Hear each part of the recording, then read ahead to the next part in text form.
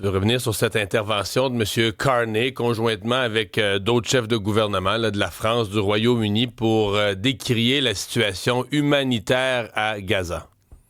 Et ce qui se passe à Gaza est assez, on le dit toujours, catastrophique, mais là, on atteint un point de presque non-retour.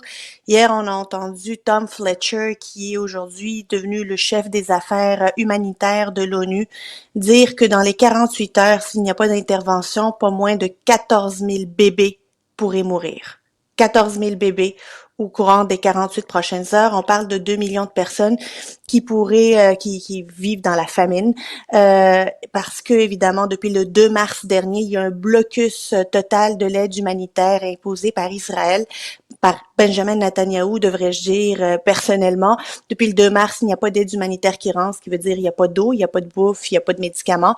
Là, avec les pressions internationales, notamment celles de Emmanuel Macron, Keir Starmer et Monsieur Carney, ils vont permettre de faire rentrer 9 camions par jour. 9 camions, c'est une goutte d'eau dans l'océan des besoins que Gaza a. Et là, on va commencer à avoir de plus en plus, à mon avis, des tensions diplomatiques parce que les alliés naturels d'Israël commencent à trouver ça plus que douteux, commencent à trouver ça gênant que Israël n'en fasse qu'à sa tête et laisse mourir de faim plus de 2 millions de personnes. D'ailleurs, Monsieur Netanyahou lui-même a dit que pour des raisons diplomatiques et pratiques, c'est les termes qu'il a utilisés, il va devoir laisser un minimum d'aide humanitaire rentrer. Et quand il dit un minimum, il dit 9 autobus, là, 9 camions qui peuvent rentrer par jour. D'ailleurs, il faut noter là que M. Trump, la semaine dernière, lorsqu'il a fait sa tournée au Moyen-Orient, il est parti en Arabie Saoudite, aux Émirats Arabes Unis, au Qatar, n'est pas parti en Israël. Et il y a plusieurs observateurs, notamment de la scène internationale en Europe, qui se demandent est-ce que cette opportunité manquée d'aller voir son allié en Israël est un message qu'il envoie à Netanyahou, parce que M. Trump lui-même, imaginez lui-même, commence à dire que ce qui arrive à Gaza est catastrophique et que cela doit s'arrêter. Il veut pas avoir à le commenter, là. Il ne veut plus avoir à le commenter. Ça commence à être gênant à commenter pour les alliés qui essaient Mais de hausser le ton, un tant soit peu, mais hausser le ton, ça donne pas grand-chose pour le Mais moment. Yasmine, même ici, ça n'a pas fait l'unanimité. Là, je voyais Pierre Non. Poilievre qui dit, bon, ben là, Mark Carney fait une intervention, il a été salué, il a été remercié par le Hamas. Quand tu es remercié par un groupe terroriste, ça veut tout dire. Et tu lis ce matin le National Post, là, un journal qui est Oui. beaucoup très pro-Israël, mais je veux dire, Carney en mange toute une là, à plusieurs endroits dans les pages du National Post pour cette intervention-là. Cette intervention fait pas l'unanimité au Canada, loin de là. Évidemment, les conservateurs ont tiré à boulet rouge sur Mark Carney là-dessus. Pourquoi? Parce que notamment le Hamas a réagi à la lettre là, tripartite des États-Unis, de la Grande-Bretagne et de la France en disant que c'était un pas vers la bonne direction. Et l'argument qui est utilisé, c'est que quand le Hamas te remercie ou te dit que tu fais un pas dans la bonne direction, c'est qu'il est clair que tu fais un pas dans la mauvaise direction. Oui, évidemment, je pense que Mark Carney aurait apprécié que le Hamas ne l'appuie pas, il n'appuie pas Emmanuel Macron, il n'appuie pas Keir Starmer, mais à un certain moment, le Canada ne peut pas rester assis sur la clôture, ne peut pas, c'est inconfortable d'être assis sur une clôture où 14 000 enfants peuvent mourir dans les 48 heures.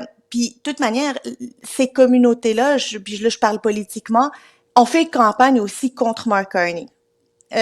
Pendant la campagne électorale, plusieurs groupes, disons pro-israéliens, ont appelé ouvertement à voter pour Pierre Poilievre. Est-ce que Mark Carney est sensible à leurs doléances aujourd'hui? J'ai l'impression que non.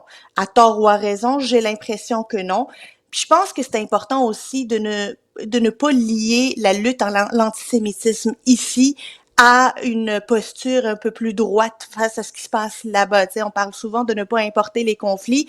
Ben ici, il faut lutter acharnement et sans nuance contre l'antisémitisme qui touche les écoles, qui touche les lieux de culte, qui touche des communautés qui ont peur de sortir et de se faire agresser. Ça, je pense qu'il devrait y avoir aucune concession sur la lutte à l'antisémitisme aussi. Mais en même temps, on fait quoi comme pays qui dit être humanitaire, qui dit être une boussole morale, lorsqu'on entend qu'il y a 2 millions de personnes qui sont en train de mourir de faim et 14 000 enfants qui pourraient mourir dans les 48 heures? À un certain moment, ce n'est plus une question d'être allié d'Israël ou allié du Hamas ou allié de quoi que ce soit. Est-ce qu'on peut être juste Ouais. allié de la vie humaine et en même temps réclamer de manière forte là, que les otages soient libérés, que le Hamas soit désarmé? L'un n'empêche pas l'autre. Mais je cherche encore notre humanité, Mario, je dois le dire, là, moi, entendre 14 000 enfants qui devraient mourir dans les 48 prochaines heures, ça ne me laisse pas insensible.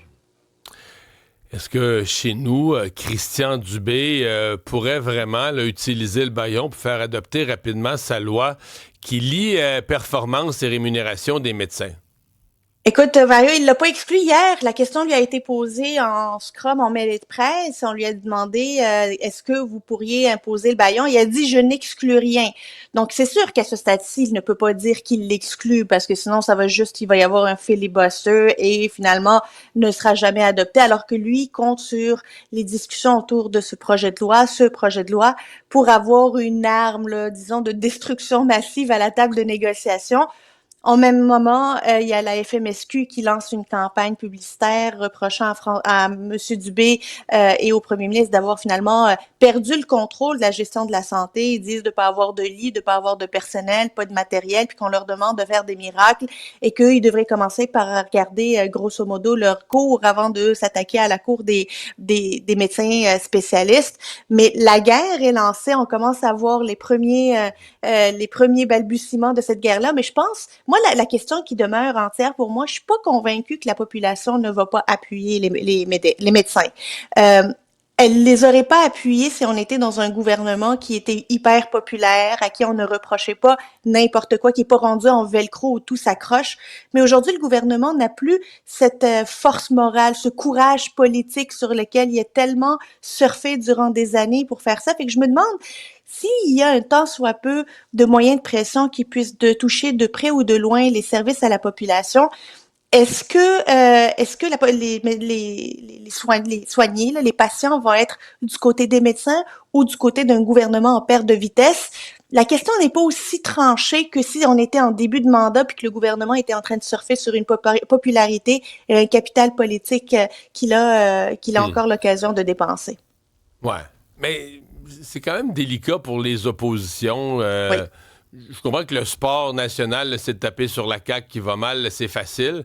Mais si tu te ranges trop résolument du côté Des médecins. des médecins, je sais pas. Je Tu voyais peux pas. Je voyais Québec solidaire, tout ça. Est-ce que Québec solidaire, dans son électorat, les gens spontanément, dans un débat comme celui, se rangent du côté des médecins?